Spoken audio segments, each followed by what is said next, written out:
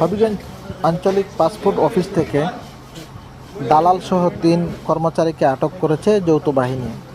আজ মঙ্গলবার দিনভর অভিযান শেষে এদেরকে আটক করা হয়। আটকের পর তাদের যারা দালাল ছিল দালালদেরকে জিজ্ঞাসাবাদ করা হয়। জিজ্ঞাসাবাদ শেষে তারা অনিয়ম, ঘুষ এবং দুর্নীতির সাথে জড়িত আরও ৩ জনের নাম প্রকাশ করে।